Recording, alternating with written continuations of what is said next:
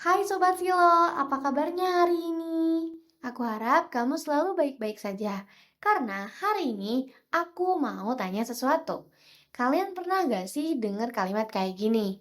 Ada hal-hal yang berada di bawah kendali kita, dan ada hal-hal yang tidak berada di bawah kendali kita. Kalau kamu pernah baca filosofi teras karya Henry Manapiring, atau kamu kenal stoikisme, kamu pasti pernah dengar. Kalimat yang tadi sangat populer di kalangan Stoa. Stoa itu sebutan penganut stoikisme. Kalau kamu belum kenal sama stoikisme, kamu boleh tonton video sebelumnya dari Siloid. Lalu, kamu tahu gak sih dari mana kalimat yang tadi berasal?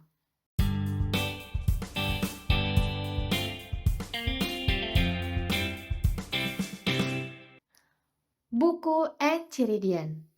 Ya, dari buku itu keluarlah kalimat ada hal-hal yang berada di bawah kendali kita dan ada hal-hal yang tidak berada di bawah kendali kita. Yuk kita kenalan dulu dengan buku Enchiridion. Buku Enchiridion adalah karya filosofi yang berisi panduan praktis tentang ajaran Stoik. Meskipun sebenarnya karya ini tidak ditulis oleh Epictetus sendiri, seorang filsuf Stoik yang terkenal, buku ini merupakan kompilasi dari ajaran dan pengajaran Epictetus yang direkam oleh muridnya. Siapa sih muridnya? Muridnya bernama Arian. Arian, seorang murid Epictetus, adalah seorang yang menggabungkan ajaran-ajaran Epictetus ke dalam sebuah karya yang kita kenal sebagai Enchiridion atau Handbook. Arian menulis Enchiridion dengan tujuan untuk ngerekam dan ngerangkum ajaran-ajaran praktis Epictetus tentang Stoikisme.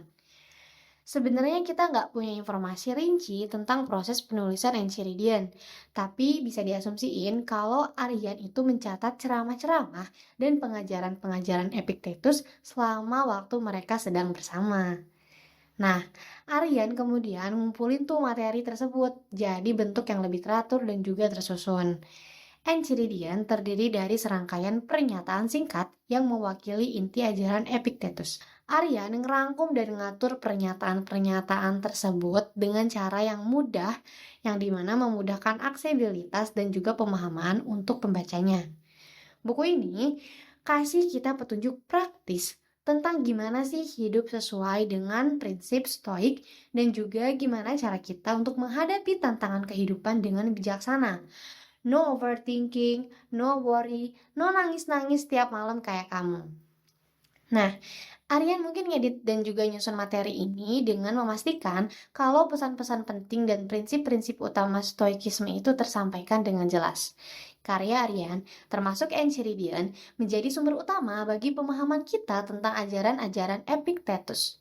Melalui upaya Aryan dalam mengumpulkan dan menyusun ajaran-ajaran tersebut, Enchiridion telah bertahan sebagai karya penting dalam filsafat stoik dan memberikan panduan praktis yang relevan untuk kehidupan sehari-hari. Di sini aku bakal kasih tahu beberapa tema utama yang dibahas oleh Enchiridion. 1. Distinguishing between what is within our control and what is not. Membedakan antara hal yang bisa kita kendaliin dan hal yang nggak bisa kita kendaliin. Epictetus, filsafat stoik ini, nekanin kita untuk pentingnya membedakan mana hal-hal yang bisa kita kendaliin dan juga mana hal-hal yang nggak bisa kita kendaliin atau bener-bener di luar kendali kita. Dia tuh menegaskan bahwa pemikiran, sikap, dan juga tindakan kita itu adalah bagian yang benar-benar dalam kendali kita. Sementara segala sesuatu yang eksternal, contohnya kayak kekayaan, reputasi, keadaan fisik, itu sebenarnya berada di luar kendali kita. Dengan menyadari perbedaan ini, kita bisa mencapai kedamaian batin dan juga kebahagiaan yang lebih besar. Kenapa? Karena menurut Epictetus, hal-hal yang berada di luar kendali kita atau di luar kontrol kita itu meliputi 1. Keadaan fisik. Epictetus ngajarin kalau keadaan fisik kita, kayak penampilan, kesehatan, kekuatan tubuh, itu sebenarnya nggak sepenuhnya dalam kendali kita. Ya, meskipun kita bisa sih ngerawat kesehatan kita, tapi sebenarnya ada faktor-faktor yang di luar kendali kita yang bisa mempengaruhi itu. Contohnya, kita udah banyak makan hal-hal yang bagus, makanan yang bagus, tapi tetap aja kita sakit. Karena ada hal-hal yang nggak bisa kita kendaliin sebenarnya. Oke, yang kedua, keadaan eksternal.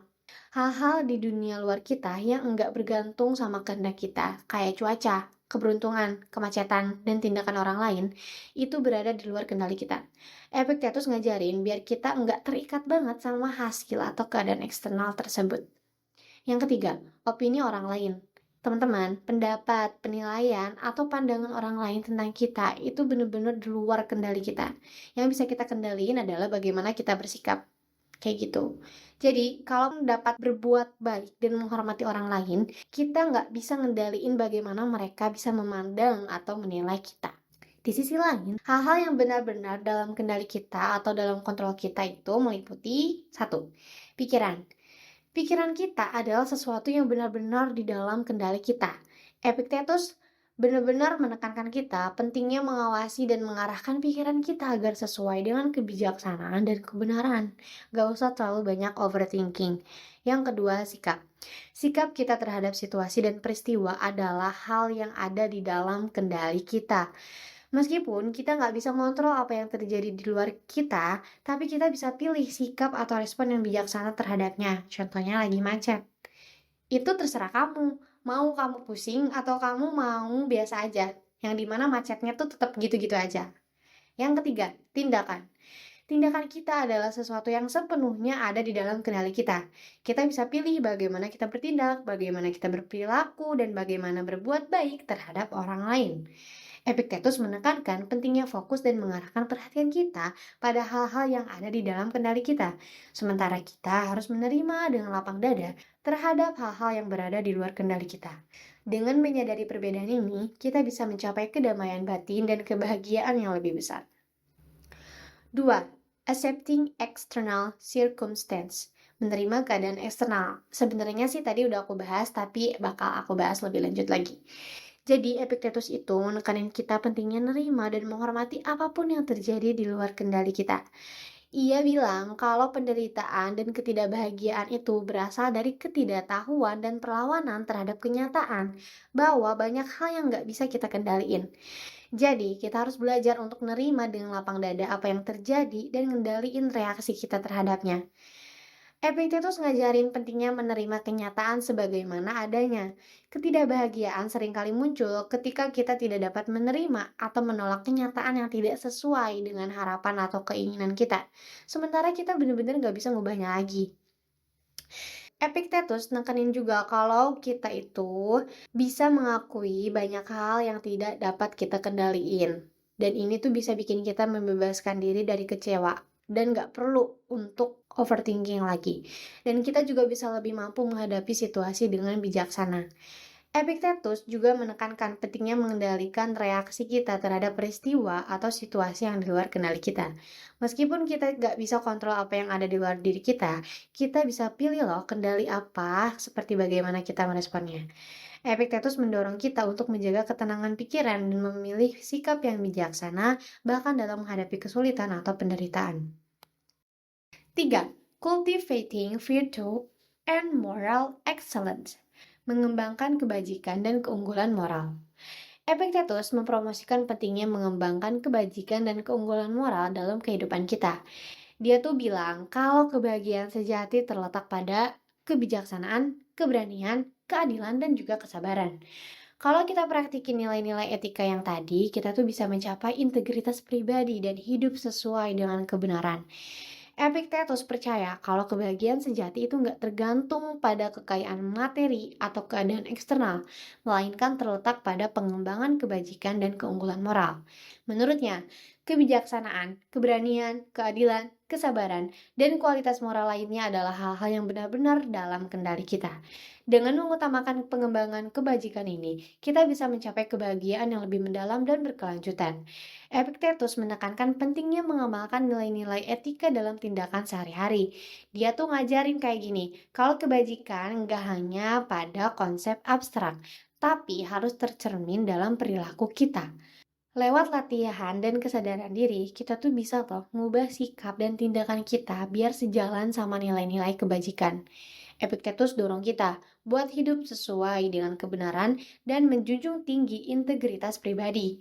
Ini berarti bahwa kita harus bertindak sesuai dengan nilai-nilai yang kita yakini benar, bahkan jika itu tidak populer atau menghadirkan kesulitan.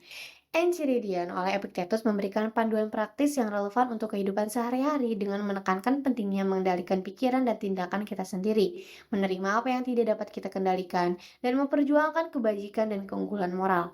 Buku ini tetap menjadi salah satu sumber utama filsafat Stoikisme dan terus memberikan wawasan berharga bagi mereka yang mencari kebijaksanaan dan menjalani kehidupan mereka. Nah, jadi itu aja sih Sobat Silo yang bisa aku sampaikan dari buku Enchiridion. Semoga aku dan kamu mendapatkan insight baru ya. Terima kasih sudah menonton. Jangan lupa like, comment, and subscribe channel Siloid ini. Peace and salam manis.